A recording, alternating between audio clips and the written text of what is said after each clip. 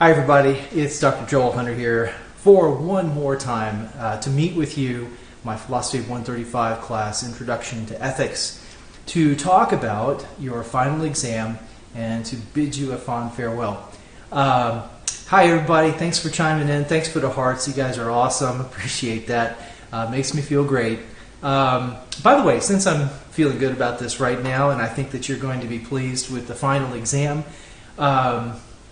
if you could make sure, if you haven't done it already, to, what am I trying to think? Oh, the evaluations, right? If you would make sure that you've completed your evaluation for the course, that'll be really helpful for me. This is the first time that I've taught an online course and for the TMCC community, and I want to make sure that I just get better and better. So your constructive criticism is really going to help me there, whether it's positive or negative things that you want to say. I'm all about becoming a better teacher. So if you would, make sure that you have completed that, and I'd really appreciate it. Also, if the form, or I guess it's an online survey you do, if it doesn't allow for prose or narrative comments, if you want to drop me a line about those kinds of things privately, that would be absolutely fine too. Anything that you thought was a really win for the class or that didn't go so well for the class, I'd really like to hear it. One thing in particular that I'm interested in hearing about is how the mini argument assignment turned out for you. Now, I told you early on that you would find this helpful once you got to the last third of the course, where we were doing some essay questions on the quizzes. And I'd be really curious to hear from you if that experience of working methodically through constructing an argument there at the first 6 weeks of the course, if that paid off at all for how you were able to perform on those questions. Okay, so I'd really like to hear specifically about that, because I may tweak that assignment in future ones, but anyway, if you would help me by giving the feedback, that would be great. Let's see, the next thing about that is, be sure to review your last 3 quizzes for feedback, to make sure that you look at any comments I left for you on the essay questions in particular. You'll notice the wording I changed slightly this time because I want you to focus on accuracy. I want you to represent not only the theory that you are talking about, but also the positions of the authors. I want you to be sure that you represent them accurately, because that's a big part of having a persuasive and compelling argument, is to be able to present both the view that you disagree with as well as the one you agree with accurately. So do strive for that. But I'll say more when we get to the question in just a moment. So anyway, that's it. If you have questions that you want to ask while we're live here, you know how to do that, right? You just type in and leave a comment, and I'll get to it. I'll see it on the screen. It scrolls up, and I'll be glad to answer it for you on the fly here. If it occurs to you after we're done with the live session, of course, you can email me. That's fine too. Oh yes, one other thing on the evaluations.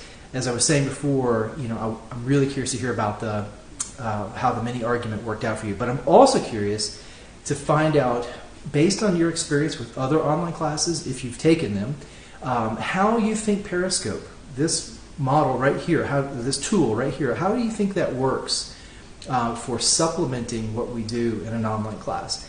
I'm sure I could get better at it and use it more effectively, but I'm just wondering, as a tool, do you think it's really good? Do you think it's usable? Or there may be other tools that you've seen or know about that you think would be better. I would love to hear about your feedback on that too. But I'm going to finish it out the way I started it, and I'm going to get this session with you, and then I'm going to upload the video on YouTube, and you can review it at your leisure. Get a closer look at the slides probably. Okay, well, with that said, let's get to it, and let's talk about then what's going to be on the final exam. Can't believe we're here already. All right, so what you've got are 20 questions. And it's a lot like your previous quizzes. I made a decision to because the previous exams were non-comprehensive, right? it just included material that you had up to that point, new material. I decided, since our new material is all the moral problems that we've been reading about in the Ethical Life book, that rather than rehash those, what I was going to do was simply focus on the readings that you had for last week that would have been on a quiz, and just folded that quiz into this final exam. And that's your first 12 questions, I think it is. And then ask you the 3 short essay questions like you're accustomed to for those readings, not for other readings. So those are your only essay questions. And then some additional multiple choice questions, I'll get to the numbers in just a moment, that are comprehensive, that ask you to simply identify the normative theory based on a definition I give you. So that's it. I mean, that is your final exam. And those are the questions: 17 multiple choice, multiple answer, true, false, 3 essay questions. Okay, so let's talk about them. Those readings, it's on the moral status of animals, and you have the 2 readings. I think there's actually a third, but I only assigned the 2. One by Norcross and one by Fry. And just like in some of your previous readings, and you'll see that there's sometimes they share a vocabulary. So one of those vocabulary terms is marginal cases. So you'll see them both talk about it, but they make different use of the argument for marginal cases and what that is used for. Typically, the argument for marginal cases is used to defend the idea that that humans and animals should be treated equally, because of the way that we treat marginal humans, and there are definitions for what that is. So it is inconsistent to treat animals that are roughly in the same condition as marginal humans differently. Okay, but you'll see that your authors use that particular argument differently. So when you are asked to compare the 2, and there is an essay question that does that, that's what you're going to have to make sure that you do, is read carefully what is the marginal cases argument, how does Norcross use it, what does he say about it, what does Fry say about it. You've got to get that clear in order to do that essay question. We'll get to that in a minute. Okay, so those are your 2 readings. And the Norcross reading is kind of famous in philosophical circles because it is rather graphic, I guess that's the way to put it, where he talks about Fred and Fred's puppy farm. And I'll let you read that if you haven't already and get the gross details. But the sort of shocking part of it is there to rhetorically underscore the point that, hey, just because we haven't heard the details about factory farming doesn't make it that morally different than what Fred's doing. Now, whether you buy that case or not, you have to see what his argument is for the lack of a moral difference between what Fred's doing and what meat eaters do in purchasing and consuming factory farmed animals. Okay. Good. So let's talk then about those essay questions, because that's the part that takes you a little bit of time to prepare, or you are welcome to prepare and answer for those. And so let me just read the first one. It's one that you're already familiar with. The form is one you're already familiar with. So which of the following normative theories do you think best supports Norcross's argument for the moral wrongness of purchasing and eating meat produced by factory farms? Explain and support your answer with specific evidence from Norcross's article. So again, I want to underscore what I said at the beginning of this session, and that is accuracy. Make sure that you represent Norcross's argument accurately, and that the normative theory that you think best supports his argument, make sure that you represent that accurately too. But you know what to do for these questions.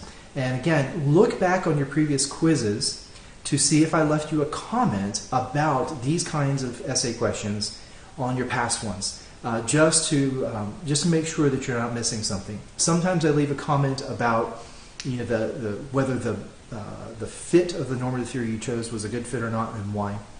And other times to clear up, some confusion about the moral theory or confusion about what the author actually is claiming. Things like that. So what you want to do with that information that I leave you in the comments is make sure that you don't repeat that mistake. Okay, great. So that's the first one, and the second one is much like it. And it's simply having a look at Fry's argument and doing the same kind of analysis with our normative theories. Which normative theory best supports Fry's position? Let's see if I had another thing. So one of the topics in the readings, I mentioned the marginal cases argument is really important. You'll see the doctrine of double effect come up again, and you'll also need to understand what is the other case. I mentioned marginal cases, right? So you need to understand what speciesism is. What does that mean? So look that up in your book, look it up online, but your authors also give you definitions of speciesism, and there is a multiple choice question, I think it's a multiple choice, it might be true false, where you need to be able to identify the definition of speciesism. So be on the lookout for that. That's an important concept in these readings. So marginal cases, speciesism, and the unequal treatment thesis. So this is part of Fry's, this is the central part really of Fry's essay, where he is arguing that we actually should treat humans and animals differently, and he gives an argument for why that is. It's a value-based argument, and you can read that.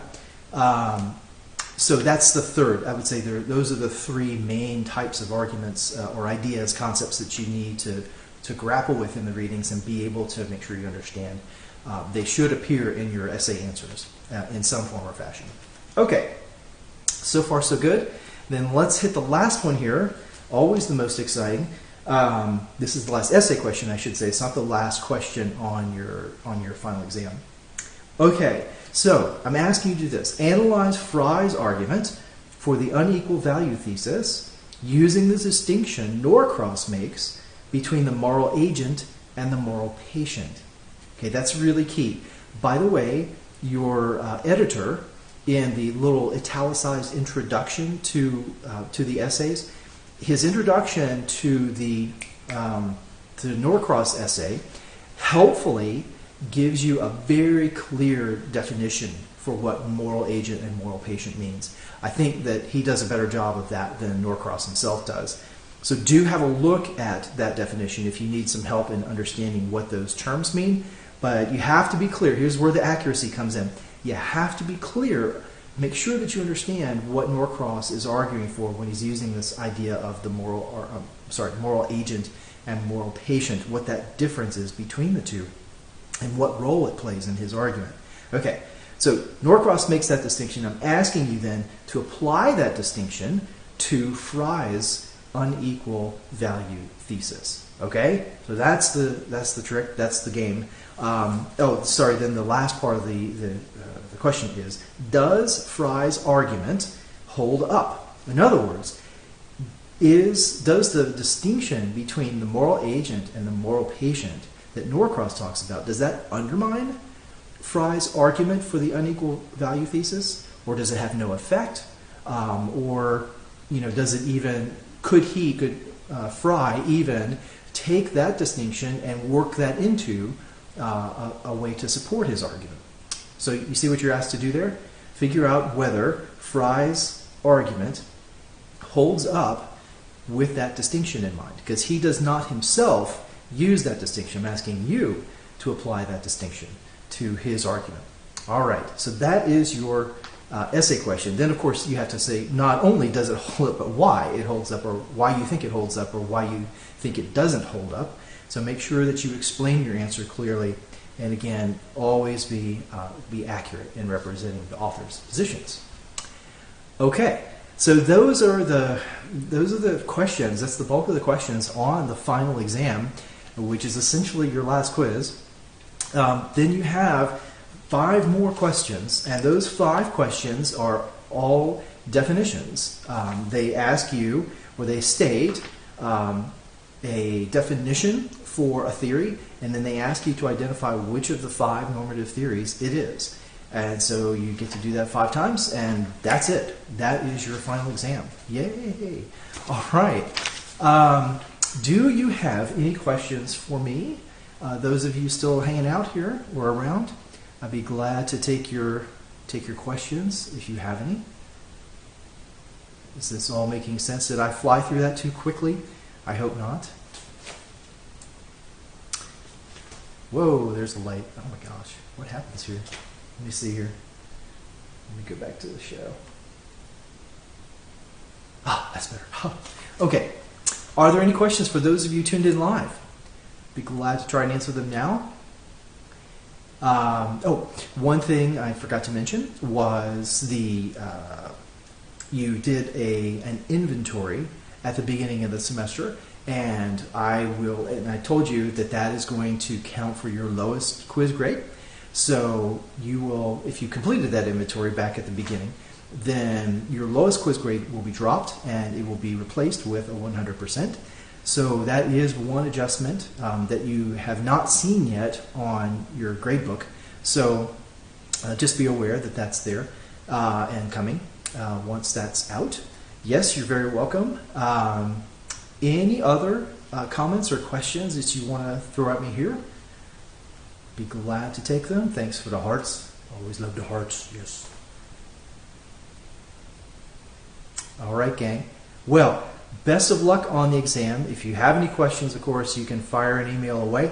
And appreciate you hanging out here with me and going through this review. I hope it is helpful to you. And of course, do prepare your essay answers so that when you open up the quiz, you can rip through it and not get caught by the clock. It is due by Sunday, so you have a few days to work those answers up and take the quiz. All right, gang, it's been great. I'll be seeing you, and take care.